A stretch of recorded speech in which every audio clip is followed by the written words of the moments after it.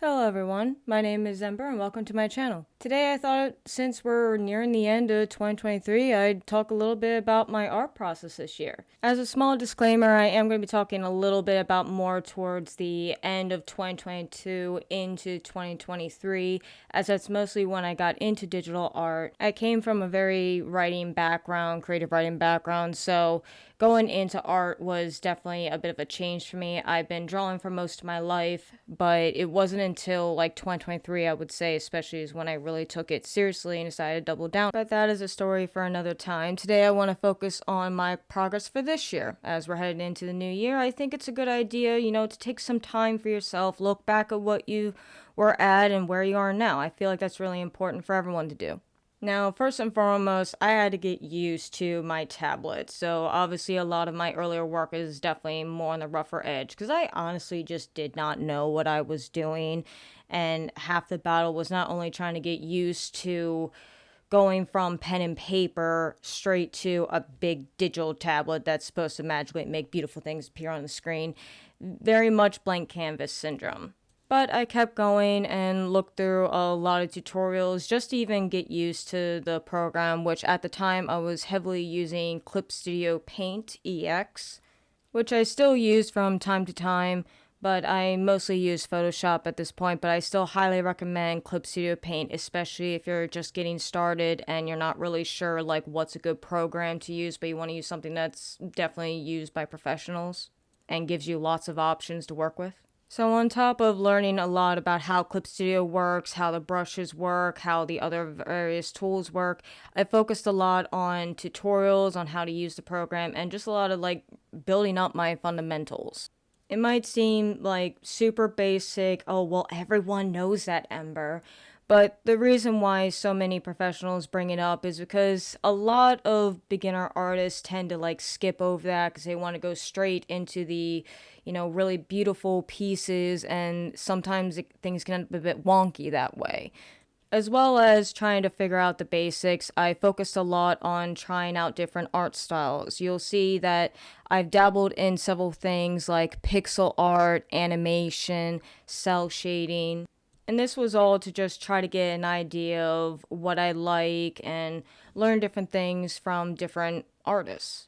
Basically, my plan was to open up a really wide net so I'd have an idea of, what really connected with me personally, because not everything connects with everybody.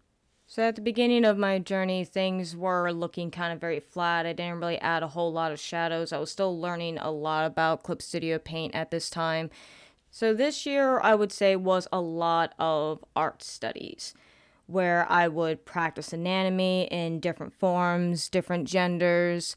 I did many hours of tutorials on YouTube for the most part. There were a few courses I did personally get myself. So my focus was to gather as much information as possible. I was a sponge, just wanting to gobble up all the amount of information, get different opinions, different outlooks on how other people who would teach art and how they would do it, how they taught it, everything. I was just soaking it all up.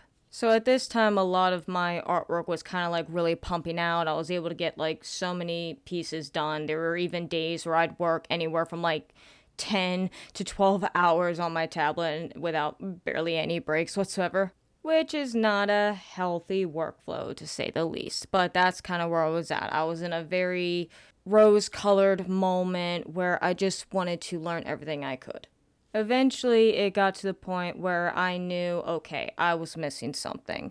So what I ended up doing was I would look at my piece after I would say it was, quote unquote done, and I would be like, okay, what don't I like about this piece? And I would pick out a few things. Okay, maybe I don't like how her eyes are here. They're a little uneven. Or maybe like, her hair could look a little better, blah, blah, blah. It was something. I'd at least pick out one thing. I would also try to pick out the good too, because it's never a good idea to only focus on the negative. So I would try to balance out the things I liked and the things I didn't like about it. So my advice, at least if you're in a similar journey to me, is find that one thing you want to work on, and whether that one thing is something like hands or feet, or maybe you want to practice more on your lighting. Just pick that one thing and focus on it for your next piece, maybe the next piece after that. The point being is that's how you can really help improve that one particular section that you're not very happy with, is focus on that one thing and just work on it. And obviously, as you continue to practice, you will see improvement, and then you'll be like, oh wow, I actually have really come far with that one section I was working on. Another thing I learned is I really needed to start slowing down. If you're anything like me, you tend to kind of really push yourself and push and push and push to yourself where you're just staying on the edge, and at any moment you could just fall and just completely burn out, which is something I was feeling towards halfway through the year, where I was just getting so exhausted. I was having severe executive dysfunction to get up and go to my tablet to actually work on something for the day. Even if I did genuinely want to work on it, I always had this like little fight within myself of, but I could do this or I could do that instead.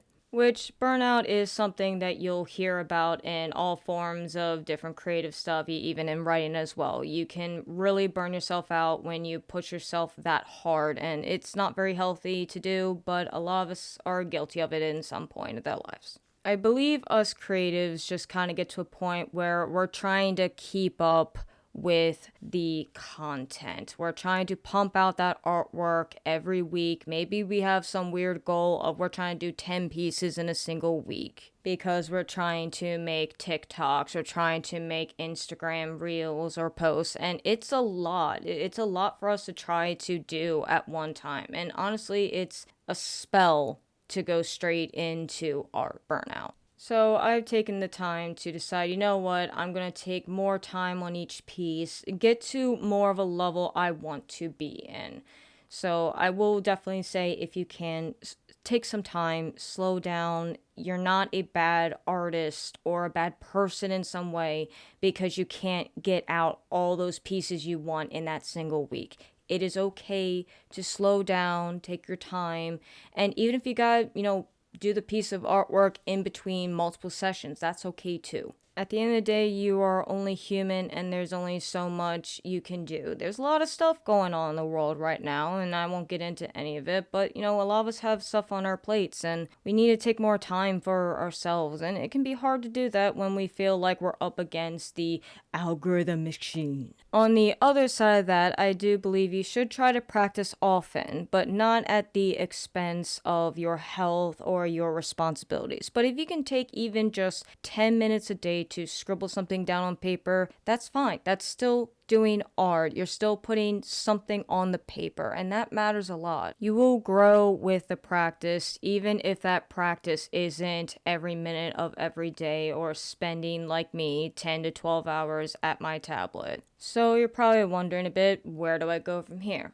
Well, I plan to do even more studies, even more tutorials. I still plan to soak up as much information as I possibly can. I'd like to connect with more fellow artists and learn from them as well, because, knowledge is power. I also plan to try to stream more on Twitch of my art. I've kind of taken a bit of a small break from it the last few months just due to some health things going on and IRL things. Overall, I do believe that I have come far in a year, and I'm hoping to continue what I've been doing, more studies, more tutorials, and all of that, because I kind of found a bit of a learning method that works for me.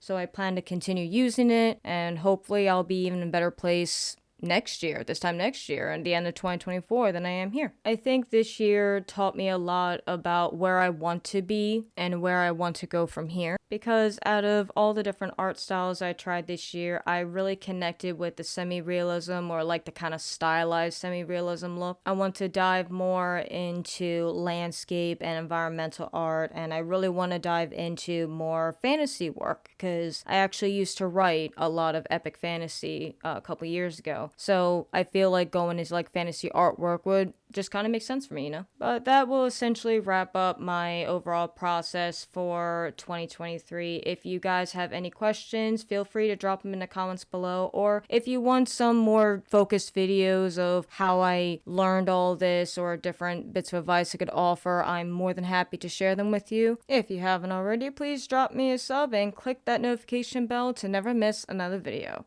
Thank you all for a fantastic 2023. I hope your year went very well, and here's to hoping next year's even better. Stay safe, be well, and have a good day.